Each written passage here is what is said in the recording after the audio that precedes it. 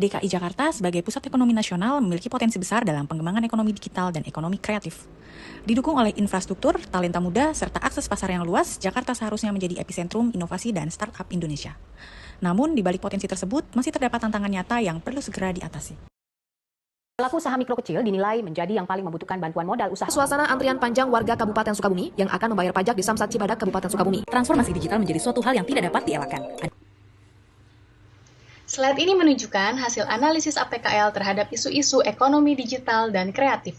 Berdasarkan hasil penilaian skala Likert di kelompok kami, isu pertama atau tertinggi yaitu kurangnya daya dukung ekosistem startup dan ekonomi kreatif. Hal ini tentang belum optimalnya ekosistem startup dan kreatif seperti ruang usaha, modal usaha, komunitas pengusaha, dan lainnya. Hal tersebut menjadi hambatan utama untuk mendorong pertumbuhan ekonomi digital dan kreatif. Isu kedua yaitu sistem layanan dan SOP birokrasi belum adaptif terhadap model bisnis digital. Isu ini memiliki tingkat urgensi lebih rendah, namun perlu tetap diperhatikan agar kebijakan dan layanan publik mampu mengikuti dinamika ekonomi digital. Isu ketiga yaitu belum berkembangnya inovasi dan kolaborasi ekosistem digital. Hal ini tentang kurangnya sinergi antara pemangku kepentingan baik pemerintah, pelaku usaha, akademisi, maupun komunitas. Dalam tahapan analisis ini, kami menggunakan metode Fishbone di mana kami membuat menjadi 6 akar masalah. 6 akar masalah tersebut adalah materials, methods, machines, measurement, mother nature, dan juga man. Yang pertama, materials, yaitu regulasi belum sepenuhnya adaptif terhadap model bisnis digital baru. Yang selanjutnya, methods, kolaborasi dengan komunitas seperti Asosiasi Startup Indonesia dan juga Kementerian Pariwisata dan Ekonomi Kreatif belum optimal. Dan selanjutnya, yang ketiga, machines, yaitu minim pemanfaatan big data untuk pemetaan potensi ekonomi kreatif dan digital.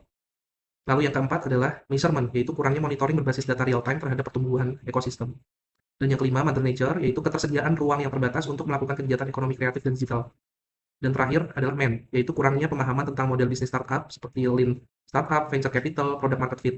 Setelah dilakukan analisis penyebab dari masalah menggunakan metode Fishbone tadi, tahapan selanjutnya adalah melakukan penapisan penyebab masalah menggunakan metode USG untuk menentukan prioritas utama. Metode USG menilai setiap isu berdasarkan 3 aspek, yaitu urgency atau tingkat kebutuhan untuk segera ditangani, seriousness atau tingkat dampak yang ditimbulkan, serta growth atau potensi masalah untuk berkembang semakin besar apabila tidak segera diatasi. Hasil analisis menunjukkan bahwa isu kolaborasi yang belum optimal memperoleh skor tertinggi, yaitu 15 dengan nilai maksimal pada ketiga aspek tersebut. Hal ini menunjukkan bahwa tanpa sinergi yang kuat antara pemerintah daerah, komunitas, kementerian, dan pelaku industri, berbagai program akan berjalan parsial, tumpang tindih, dan kurang berdampak. Dibandingkan isu lain seperti regulasi, kapasitas SDM, maupun pemanfaatan data, kolaborasi menjadi faktor pengungkit utama yang mempengaruhi seluruh aspek ekosistem. Oleh karena itu, penguatan kolaborasi menjadi prioritas strategis dalam mendukung pertumbuhan startup dan ekonomi kreatif secara berkelanjutan. Solusi pertama dan menjadi prioritas utama adalah penguatan lead sektor dan governance kolaborasi. Fokusnya adalah membangun sistem tata kelola kolaborasi yang terintegrasi melalui penetapan lead sektor yang memiliki kewenangan koordinasi yang jelas. Dengan adanya kepemimpinan yang kuat dan forum kolaborasi tetap lintas pemerintah, komunitas, dan industri, maka arah kebijakan, target kinerja, serta pembagian peran menjadi lebih terstruktur dan berkelanjutan. Solusi kedua adalah digitalisasi ekosistem kolaborasi. Melalui pengembangan platform digital kolaboratif, seluruh data startup, akses program, peluang pendanaan, serta kebutuhan strategis dapat terintegrasi secara real-time. Hal ini akan meningkatkan transparansi, mempercepat komunikasi, dan memperkuat konektivitas antara pemerintah dan pelaku usaha. Solusi ketiga adalah penguatan program bersama berbasis co-creation. Pendekatan ini menekankan perencanaan dan pelaksanaan program yang disusun bersama antara pemerintah dan komunitas, sehingga kegiatan inkubasi, mentoring, dan promosi usaha benar-benar sesuai kebutuhan lapangan, serta meningkatkan rasa kepemilikan seluruh pemangku kepentingan. Dengan demikian, solusi penguatan lead sektor dan governance kolaborasi sebagai fondasi utama diharapkan mampu mendorong sinergi antara pemangku kepentingan agar berjalan lebih optimal, terarah, dan berkelanjutan, serta memberikan dampak nyata terhadap pengembangan ekosistem startup dan ekonomi kreatif. Digital literasi adalah kemampuan memanfaatkan teknologi informasi dan komunikasi secara cerdas dan bertanggung jawab, tidak hanya sekedar bisa menggunakan perangkat digital, tetapi juga mampu menemukan, mengevaluasi, membuat, dan menyampaikan informasi secara tepat.